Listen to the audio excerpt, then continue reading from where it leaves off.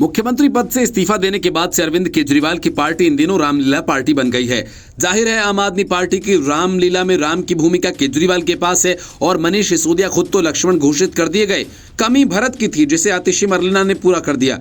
CM बनने के बाद पहली बार ऑफिस पहुंची आतिशी मरलेना ने सीएम की कुर्सी के बगल में दूसरी कुर्सी लगाकर बैठ गई और जब खुद को आधिकारिक तौर पर खड़ाऊ सीएम घोषित कर ही दिया तो अरविंद केजरीवाल ने अपने इस्तीफे का ऐलान करते हुए भी कहा था कि वो तभी सीएम की कुर्सी पर बैठेंगे जब दिल्ली की जनता उन्हें ईमानदार होने का सर्टिफिकेट दे देगी। उससे पहले वो सीएम की कुर्सी पर नहीं बैठ सकते। ऐसा इसलिए कि बीजेपी वालों का कहना है कि केजरीवाल सरकार ईमानदार नहीं है। सीएम पद की शपथ लेने के बाद आतिशी मरलेना ने कहा था कि दिल्ली की नई मुख्यमंत्री आतिशी ने सचिवालय पहुंचकर सीएम पद का कार्यभार ग्रहण किया। मुख्यमंत्री आतिशी के दफ्तर में 2 कुर्सियां लगाई गई हैं। अरविंद केजरीवाल की कुर्सी हाथ रखकर आतिशी ने मुख्यमंत्री का पदभार संभाला है। मुख्यमंत्री पदभार ग्रहण करने के बाद उन्होंने कहा कि जिस तरह से भरत जी ने भगवान श्री राम के खड़ाऊ रखकर काम किया वैसे ही मैं अगले 4 महीने मुख्यमंत्री का पद संभालूंगी। आतिशी ने 2 महीने पहले मंत्रिमंडल के सहयोगियों के साथ दिल्ली के 8वें मुख्यमंत्री के रूप में शपथ ली थी।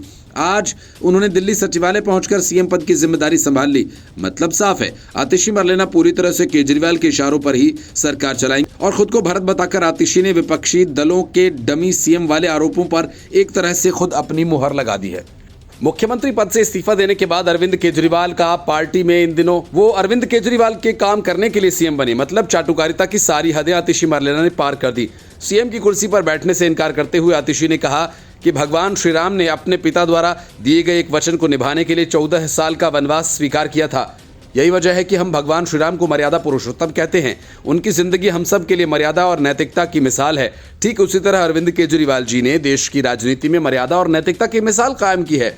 पिछले 2 साल में बीजेपी ने अरविंद केजरीवाल पर झूठे मुकदमे लगवाए, उन पर कीचड़ उछाले गए और गिरफ्तार किया गया।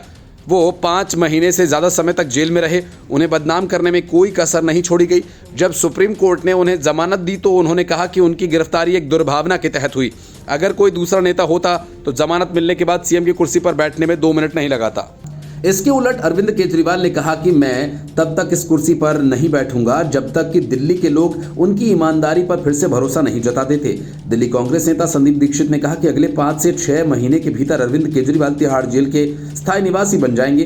संदीप दीक्षित ने दिल्ली की नई मुख्यमंत्री आतिशी का बयान पर कहा, अरविंद केजरीवाल एक ही हालात में 2 बार मुख्यमंत्री बन सकते हैं। अगर उन्होंने जो आतिशी जी को जो सुपारी दी है, सारी फाइल्स गायब कर दें, सारे सबूत मिटा दें, अधिकारियों को डरा धमका दें, सरकार में जो करना है कर लें। अगर ये काम वो कर देंगी तो अरविंद केजरीवाल बच जाएंगे, लेकिन ऐसा होना आसान नहीं है।